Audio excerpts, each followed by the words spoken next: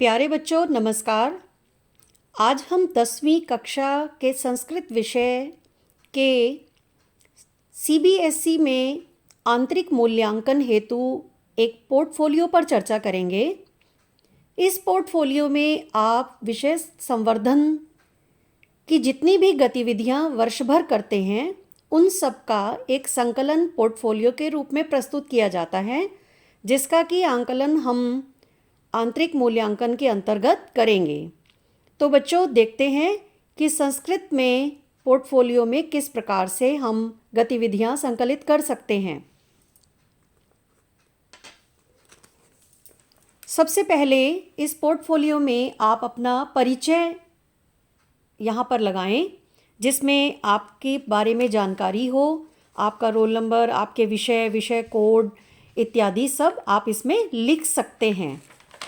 और उसके पश्चात हम इस पोर्टफोलियो में जो हमने सामग्री यहाँ पर संकलित की है उसकी एक सूची बना सकते हैं। जैसे इस पोर्टफोलियो में परियोजना कार्य के साथ साथ समय शिक्षणम, धातु रूप, शब्द रूप, निबंध, वैदिक गणित, ये 2 परियोजनाएं हैं, वैदिक गणित और सप्तभगिन्यः। इसी प्रकार और जो आपने जितने भी कार्य किए हैं उन सब की सूची यहाँ आप उपलब्ध करा सकते हैं। इसी प्रकार इस पोर्टफोलियो में आपकी वर्ष भर की जितनी भी उपलब्धियां रही हैं, यानी जितने भी आपने अचीवमेंट्स विषय से संबंधित आपने जो भी आपकी उपलब्धि रही है वो उसका संकलन आप इस पोर्टफोलियो में कर सकते हैं। और जो पहली आपकी गतिविधि है वो है समय शिक्षणम की, तो आप अपनी समय शिक्षणम की गतिविधि को भी इसमें आप संकलित कर सकते हैं।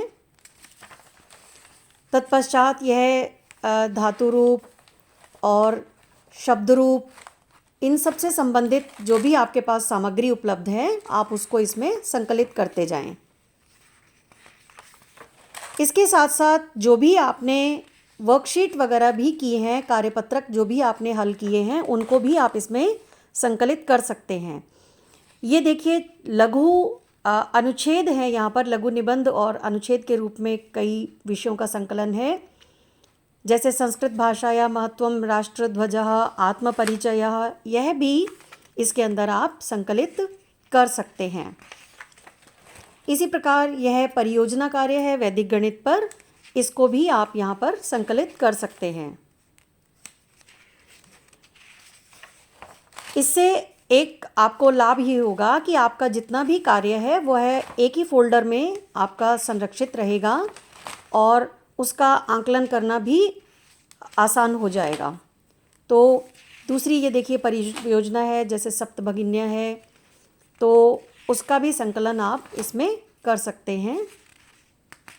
यह विषय आपका 8वीं क्लास में था, लेकिन इसको आप बाद में भी कर सकते हैं, कोई इसमें आपके लिए आसानी हो जाएगी।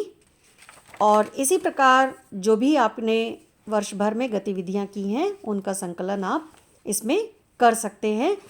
और यह जो आपको हमने पोर्टफोलियो का उदाहरण बताया है, ये जो यहाँ पर प्रदर्शित किया है, यह केवल आपके मार्गदर्शन के लिए है। आप अन्य अपनी रचनात्मकता का प्रयोग करके और अपनी विषय अध्यापिका से आप मार्गदर्शन प्राप्त करके इसमें और भी रोचक जानकारी और रोचक वस्तुएं आप इसके अंदर संकलित कर सकते हैं। नमस्कार, धन्यवाद।